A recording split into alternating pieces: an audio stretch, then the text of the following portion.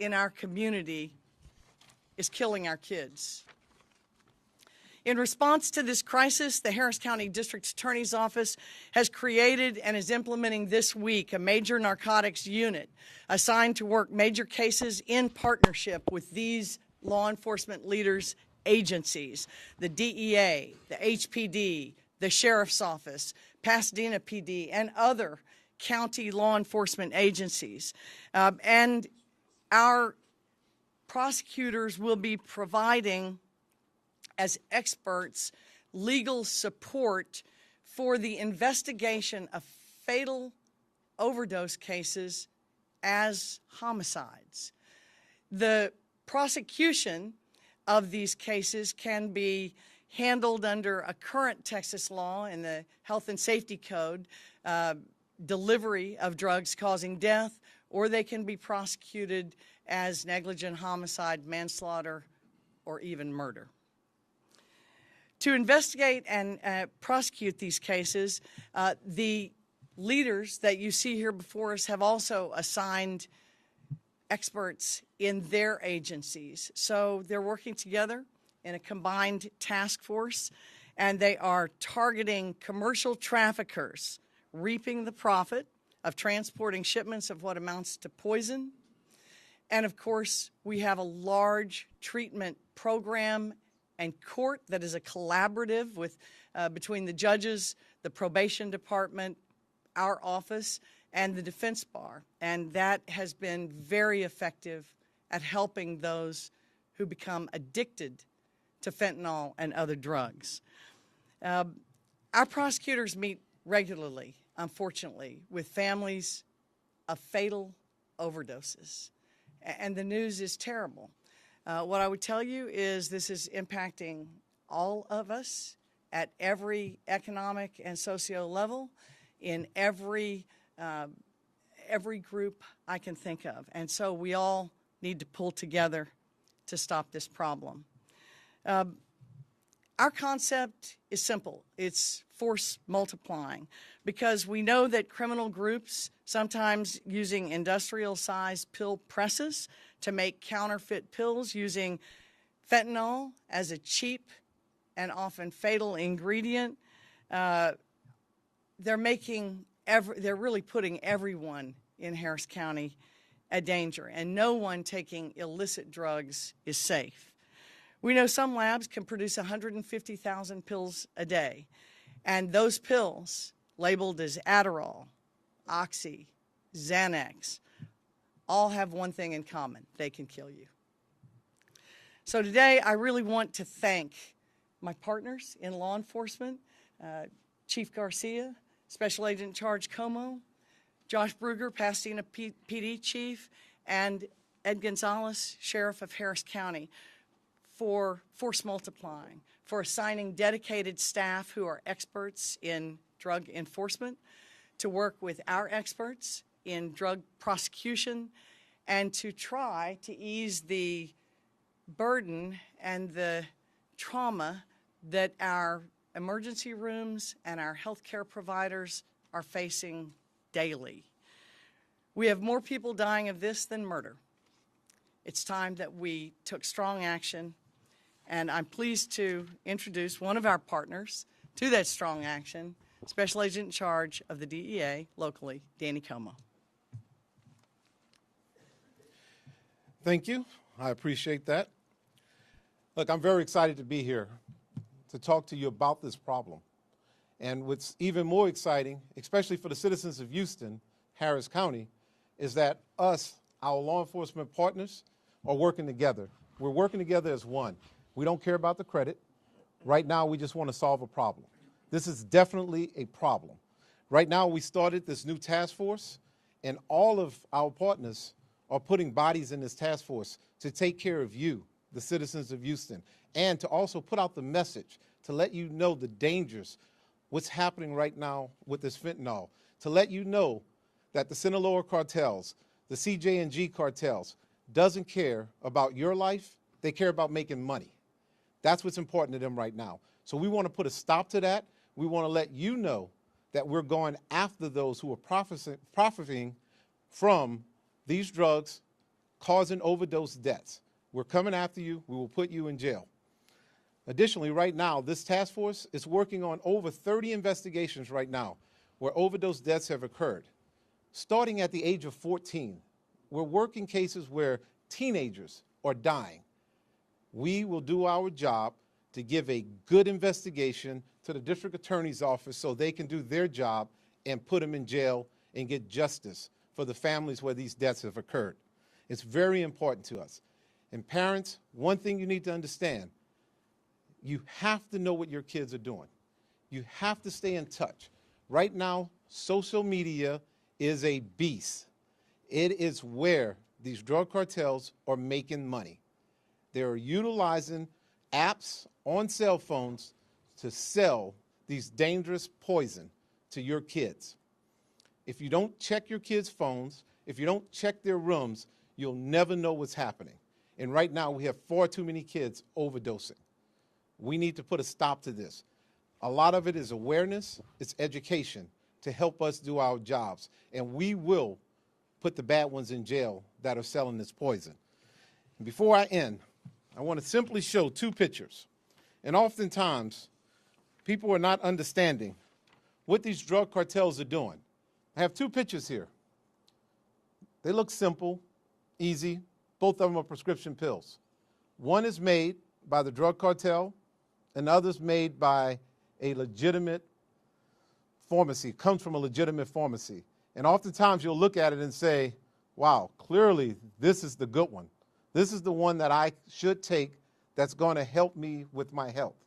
Actually, this is the one made by the drug cartel. This is it right here.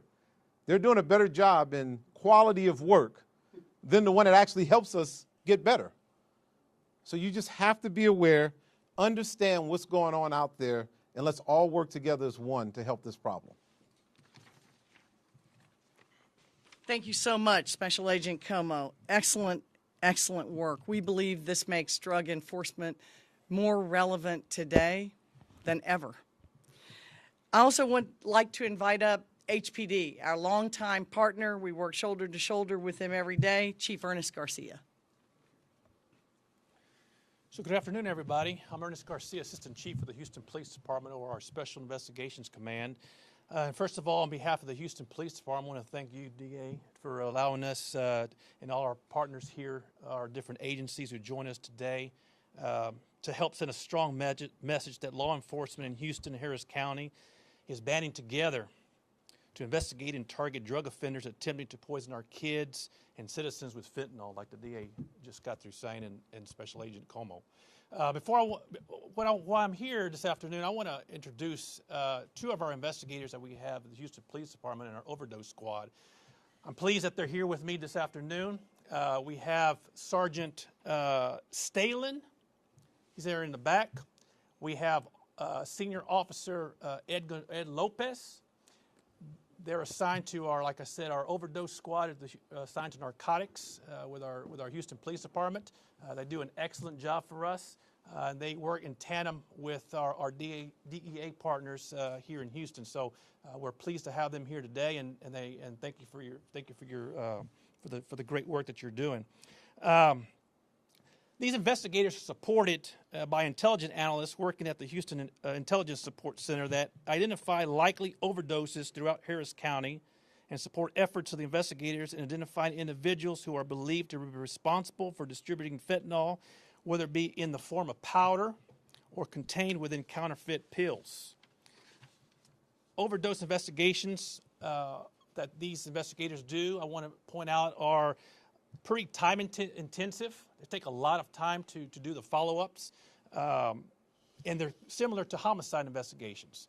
The circumstances surrounding these investigations prove difficult to prove at some point, but they're something that we take seriously with the department. So I'm going to give you a little bit of stats over the last 12 months from April 1st, 2022 to March 31st of this year. The Houston Intelligence Support Center identified over 700 fentanyl-related incidents, consisting of fatal and non-fatal overdoses in which fentanyl was either suspected or confirmed, as well as arrests involving fentanyl. So closely working with the DA's office, the overdose unit has charged several individuals with controlled substance causing death since 2021. And in furtherance of these investigations, we're also able to identify the second level of some of these distributors that are distributing the fentanyl. So all in all, we're very proud of our investigators here in our overdose cases, and look forward to working with the DA in the county and also our partner at the DA in these investigations. So thank you very much for having us.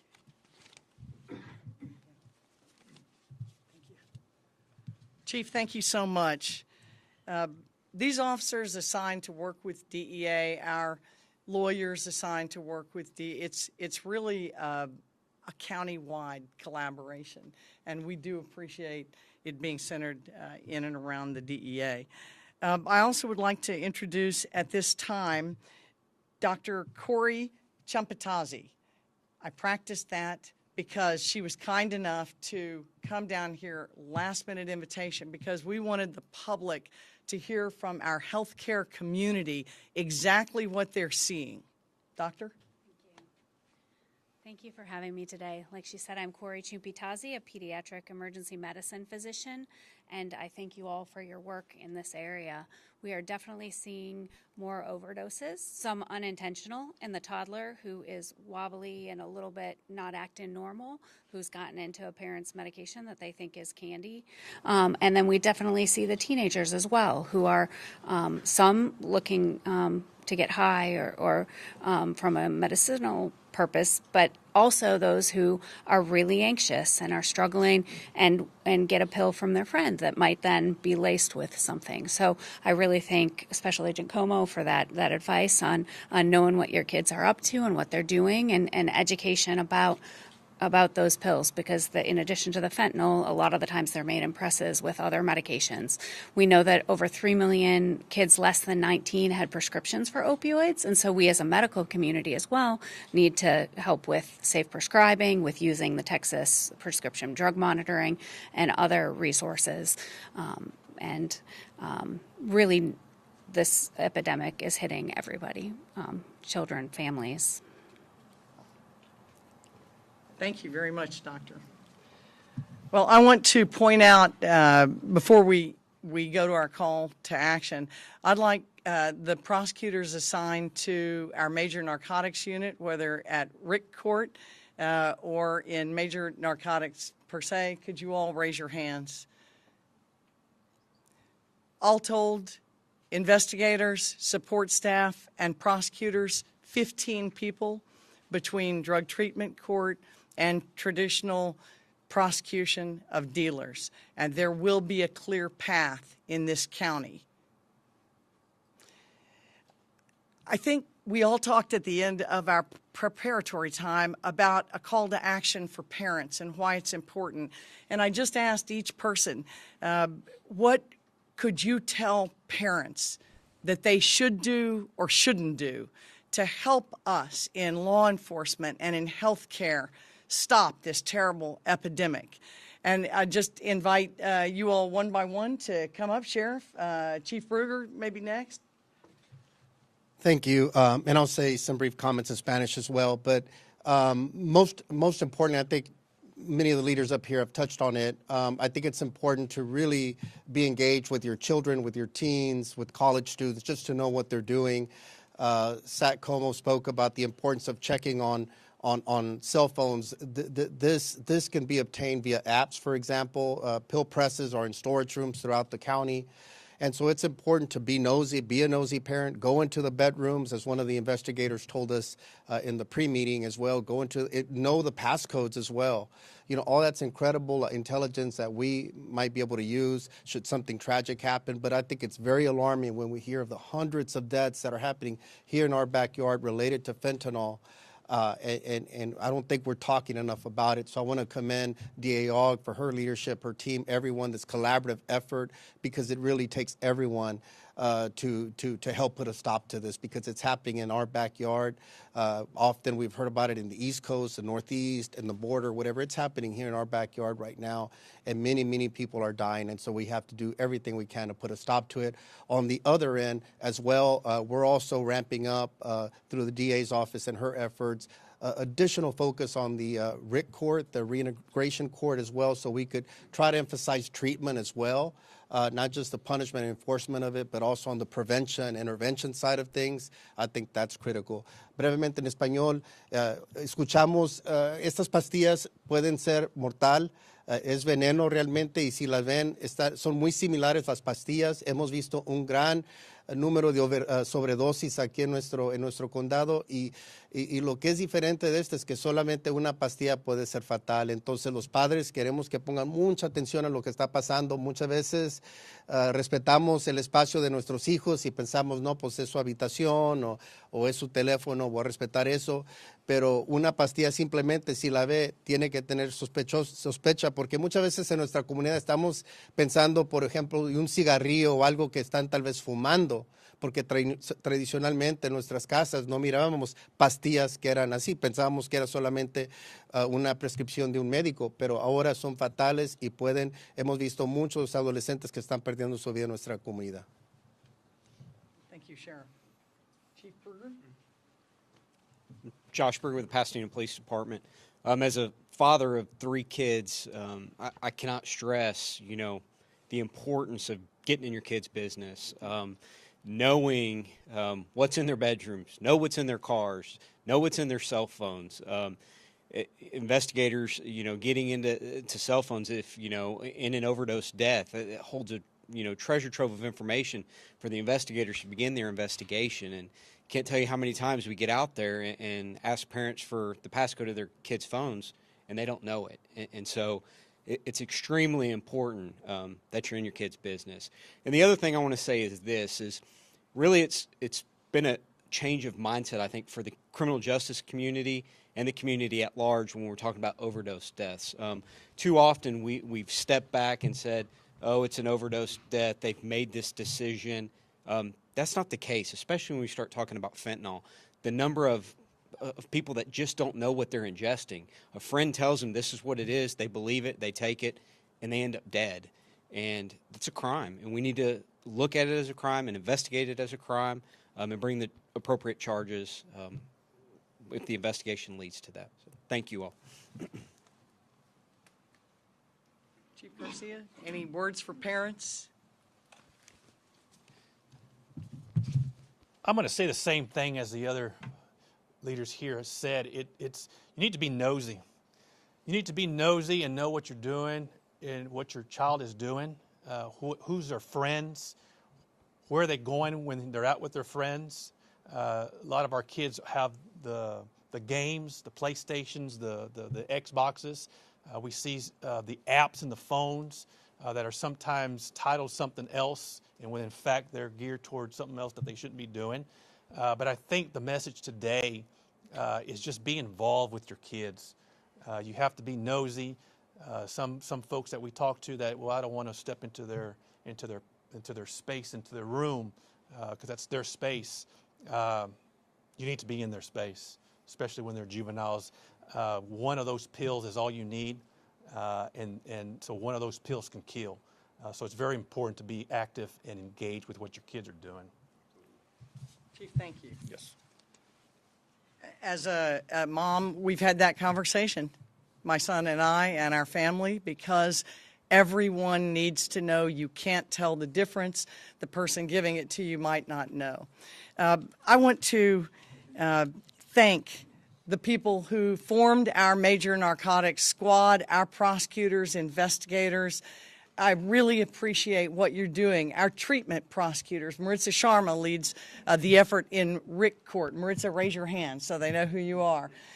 They handle over 4,000 cases a year of people charged with possession of drugs, and they are having great results. It has helped with our jail population. It has helped with our community, and we see a lower recidivism rate. So we're taking a balanced approach, but I want every Houstonian to know that from today forward, there's a very clear delineation in the way we prosecute and investigate dealers and traffickers who are profiting off the deaths of individuals by the thousands nationwide and over 1,000 here, and a very clear path of treatment for individuals who are arrested and being prosecuted for possession, because that is what works. So thank my partners. We'll open it up for a few questions. Sir. I wonder if you could talk a little bit of why now? Was there a case or some moment that someone in this group said we need to have this? Because we've been talking about fentanyl for years now, since 2019 or before. Why now? Why this moment? Well, we're all using our resources as well as we possibly can. All of us in law enforcement are being asked every day to do more with less. And we have come to the agreement and concept that force multiplying through collaboration is the best way to have an impact at the federal, state, and local level. So we've always needed it. The idea of prosecuting drug dealing that ends in a fatal result is a new practice area. The laws dealing with it have just come about. There's additional legislation pending before the Texas legislature that could change that even further. So while it was possible, I think that these law enforcement chiefs and leaders have hit on it. Our country's changing their perspective on criminal justice, on drugs, on how we treat users and how we treat traffickers. And I think that's what you're seeing mirrored in our collaboration. And then healthcare, they need the assistance of our criminal justice community. They are trying single-handedly, I think, to deal with it. So that's the reason for now. These overdoses, are there more minority or all kinds of nationalities? Are they focusing more on minority kids, or is all general? I would say, as you have better data on it too, but it hits all echelons, all races, all classes, all ethnicities. Yeah, I would agree with that. Right now, it's anybody and everybody. It's not one class. It's not the high class. It's not the low class, middle class. It's everybody.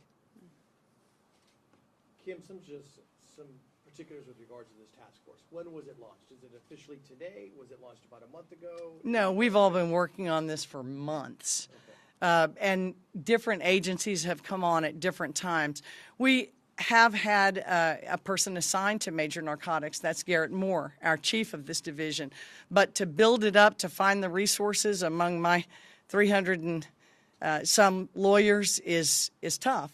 But we've added to it. We've had Maritza Sharma in charge of our treatment court, Rick Court, as you've heard it, the collaborative, for 6 years now, and it actually started in 2016 before my administration. So we've all had people assigned, but this concept of working together as a force multiplier, it's not a new concept, but we're getting it right. I mean, there's various task today. forces out there. We know that. So with Ed, if you don't mind jumping in here, Sheriff, does Harris County or Pasadena PD now have officers designated from narcotics just for fentanyl and who are going to be strictly for this task force? Yeah, I think also to the previous questions of why did we arrive here, I think in many ways we've all started seeing, the need for this even more, and some like the Houston Police Department have already been more embedded into the task force specific to this type of investigation. Ironically, even before this press conference, I had already reached out to the SAC telling them, we need to talk about this because we need to be more involved as well in the task force as well. His initiative as well. The DA reached out and said, hey, we all need to be working together with her, with the way she was going to add additional resources to her unit. And then, so it's all coming together now where we could form this collaborative. And so now we're going to be assigning folks as well to that. I mean, obviously we're all strapped for resources. We have a number of different challenges incoming all at once, but at least a pair to start with, and again, we still have to work out those details. But even we were at at an event at City Hall, and we were talking about the need for this type of investigation. That was months ago. What event was that? The Red Ribbon Week, or yeah, where we kind of joined with victims of overdoses and survivors. And so it's something that, look, it's still a work in progress. But I was alarmed when I independently also checked with our Harris County Institute of Forensic Science, and I learned about, at that time, hundreds of deaths that were linked to fentanyl. So it's really scary. That's happening in our backyard.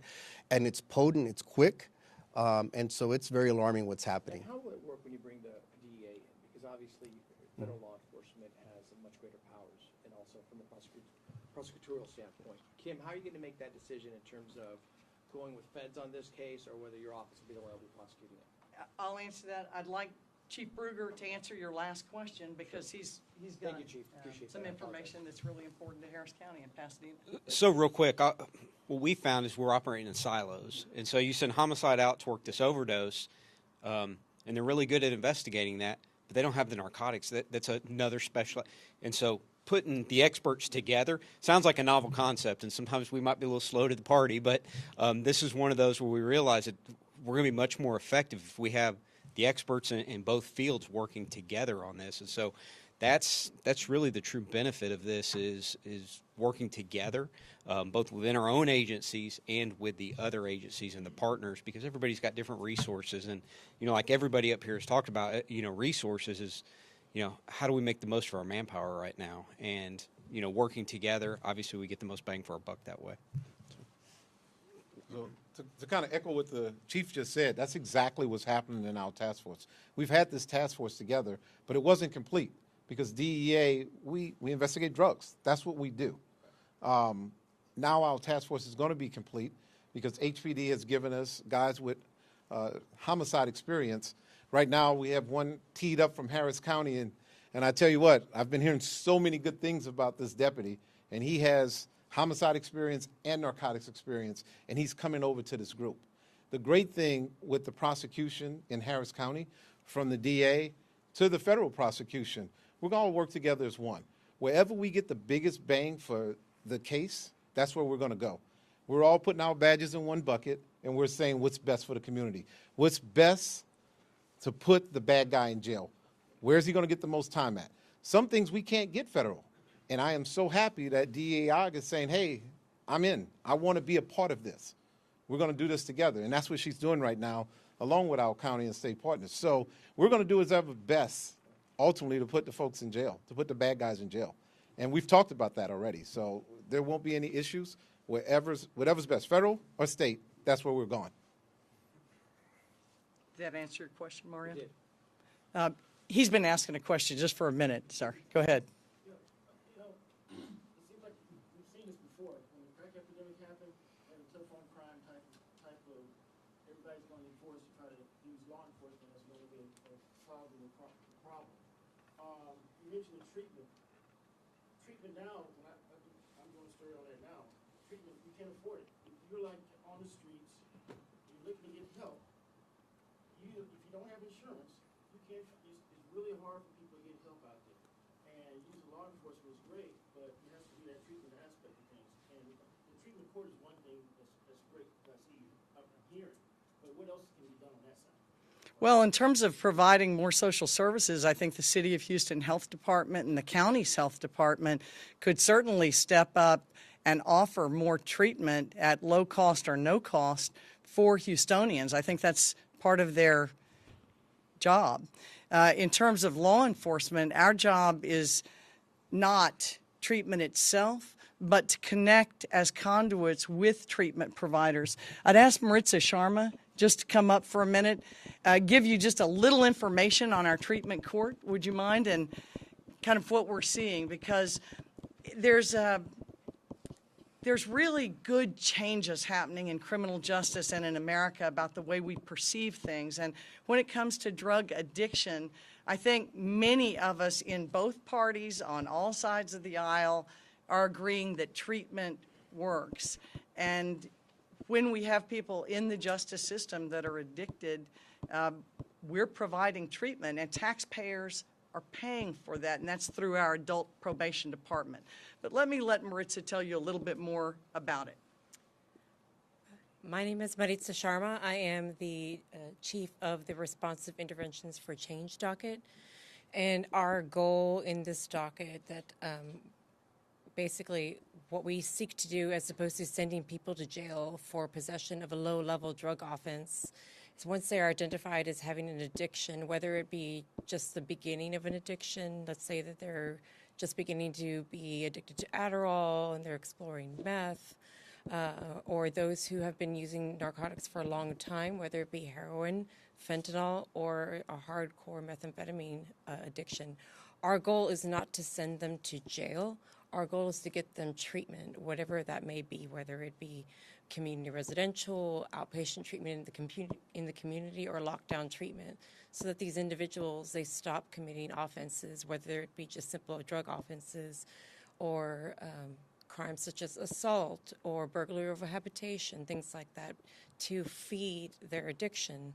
The goal is to get them treatment so that they stop committing additional offenses and that they can become just a normal member of society, once again, just like you and I, without that burden of the addiction.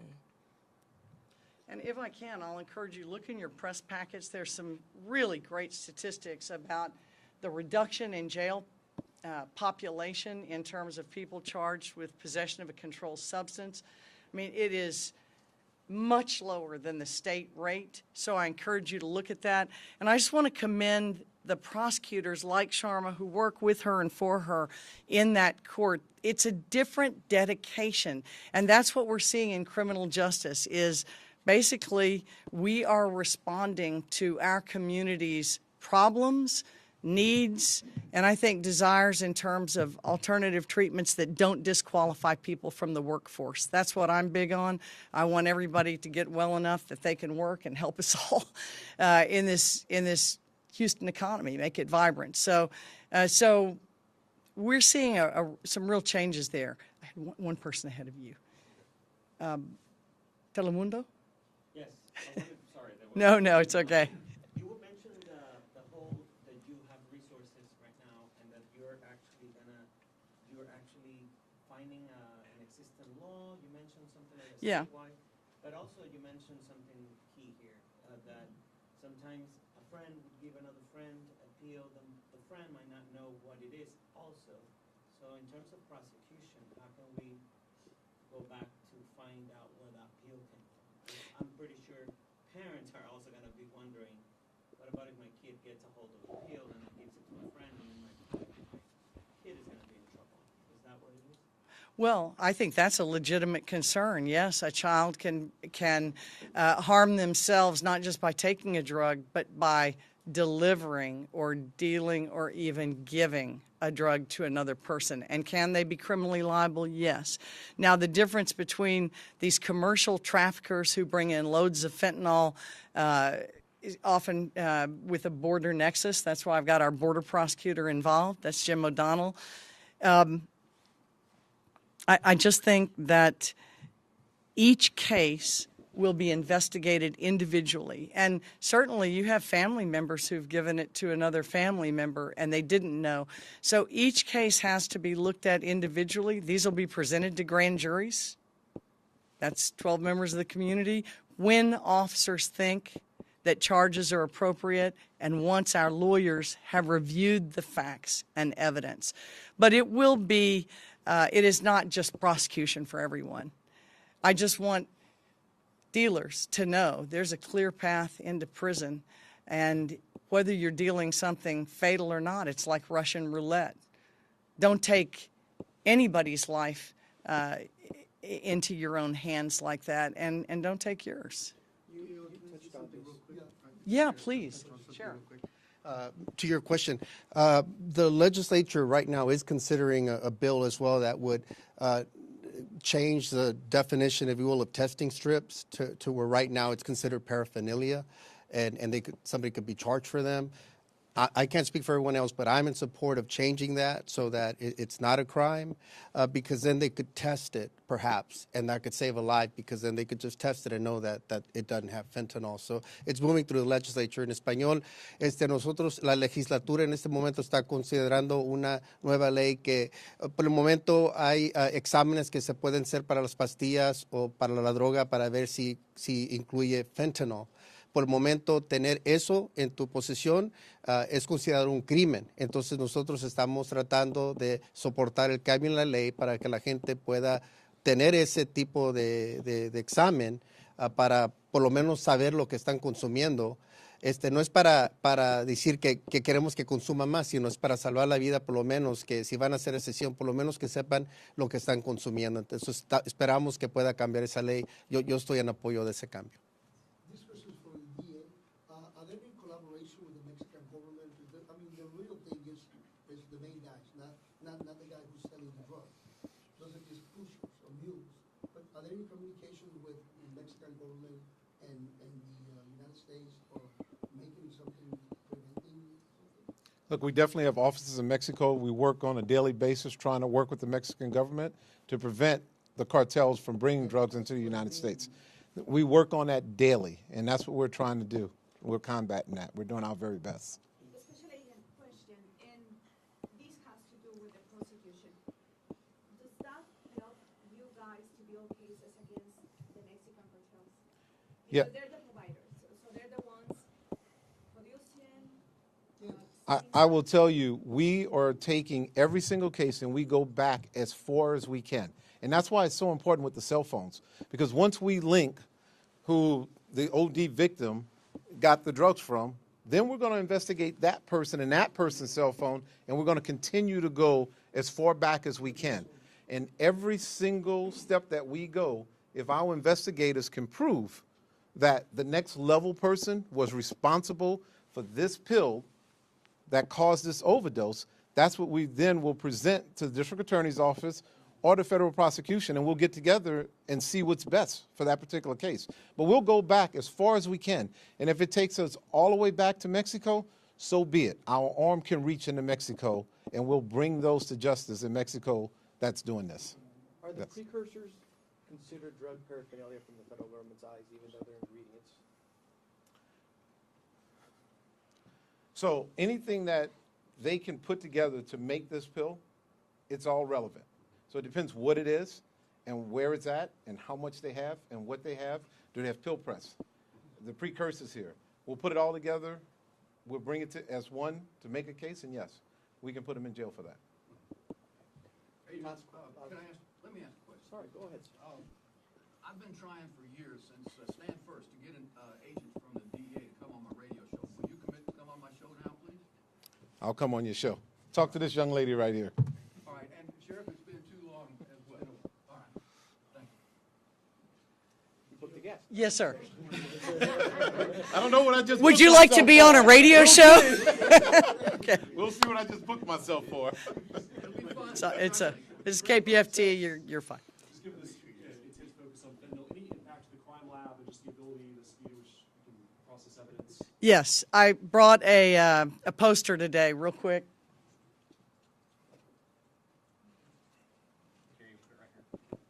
Yes, that would be helpful. I'm supposed to be holding it. Thank you, Sheriff. We meet regularly with Dr. Stout, and we work shoulder to shoulder with them, as do HPD investigators. There's a problem right now in terms of the backlog, especially when it comes to testing of drugs. And the backlog in the testing, unfortunately, is impacting the case backlog. So what we're doing is trying to shorten the time between the time that the case gets filed and resolved. So the faster we can get somebody, once that case is put together, into treatment, the better. The problem with pleading cases without lab results is that you can't be sure that it is the drug that is charged or that it is even an illicit drug. And so that is a new effort on our part, working with the sheriff and working with Chief Finner and, of course, Chief Garcia, to try and work together to both get our labs funded in a way that can reduce their backlog numbers, not just with drugs, but with DNA. And on the county side, improve the time it takes to get an autopsy report. All the entities, those are clutch organizations between law enforcement and the DA who have a hand in the evidence. And the time that it takes them to analyze, draft reports, and publish them matters. It matters to victims who have to wait longer. It matters to defendants who may be in jail. And it matters to the court system because we have many times violent cases that aren't being tried for 4, 5, and 6 years. And so we're working synergistically to try and prioritize what we're getting to trial and the order of things as we file them. Can you explain a little bit more about how these start? Let's say we have a dead, is suspicious, an overdose in Harris County or the city of Houston.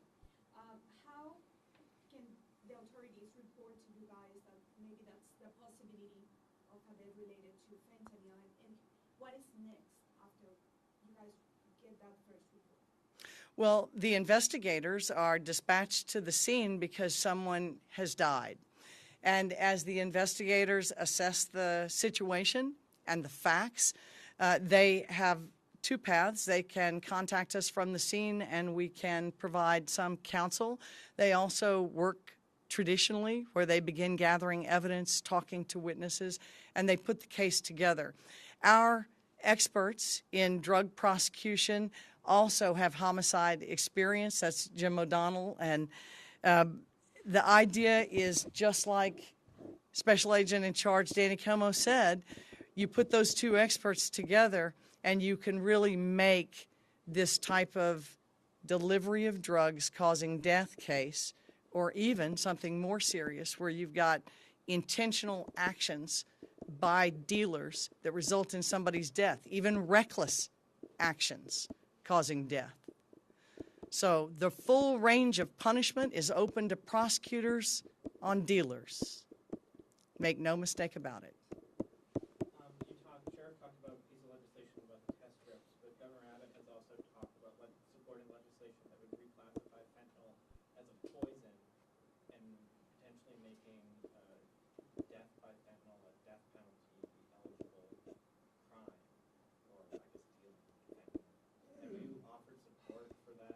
I have not seen a bill like that. I know that we are concerned about a bill that would force labs to test everything that might have fentanyl because, according to our experts, darn near everything we touch these days might have a trace of fentanyl on it. So I'm very concerned about anything that will slow our labs down. I support any effort and all effort, and it's going to take resources to make our labs timely. But your criminal justice system depends on it.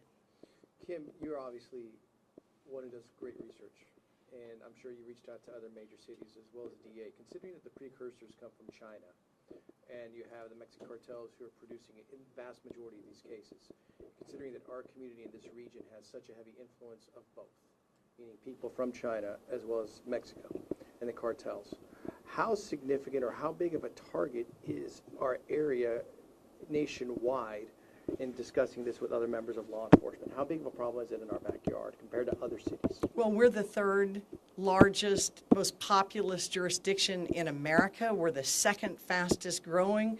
If it's a problem in America, we've got that problem here. So no, we it's know here. that. No, but have you been able to examine the numbers in terms of comparing it with other locations? No, let me let the chief DEA talk to that. Look, for us, it does have a China connection. It does have a Mexico connection. And I can tell you, that's what we do. We investigate all these international cases. We're going after the CJ&G, like I mentioned, and we're going after the Sinaloa cartel. We have a ton of resources right now focusing on those organizations because of the mass production of fentanyl that they're putting and they're getting across, successfully getting across our borders.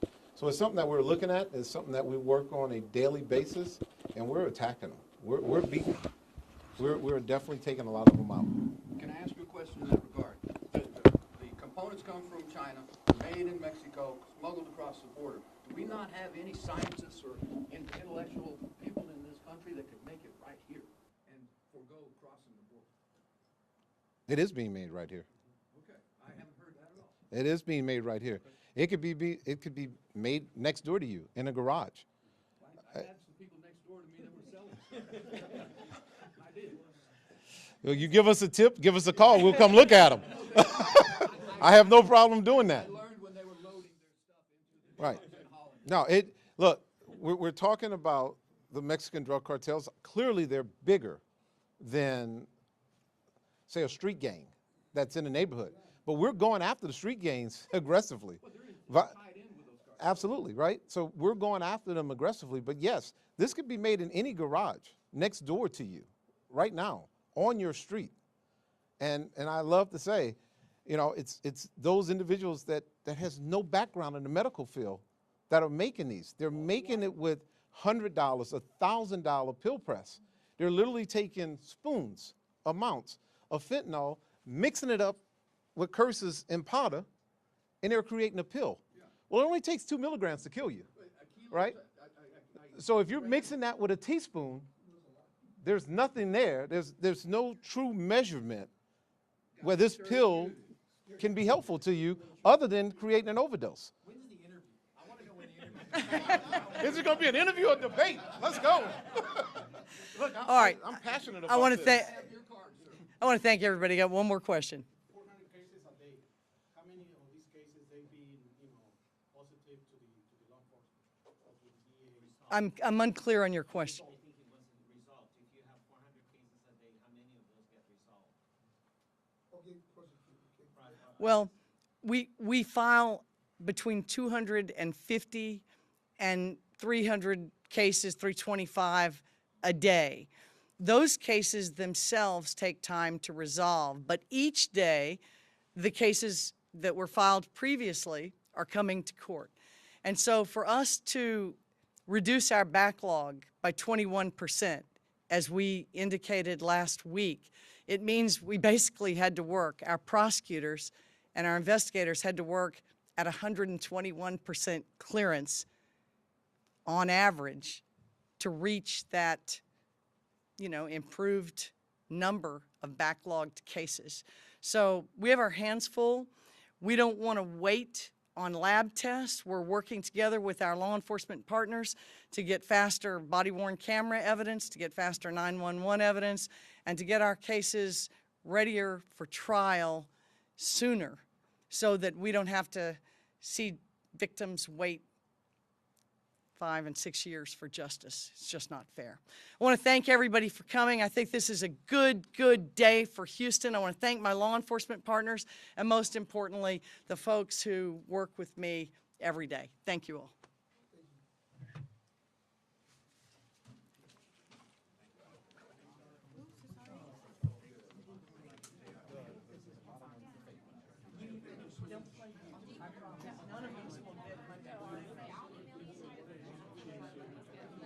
You're going to get it. You're saying it's hitting everybody. I don't have a card with me, but she's the one. Thank you, Chief. That's what worked for this government. That's the problem. Thank you very much. Millions studying Agent Como, we're two of you.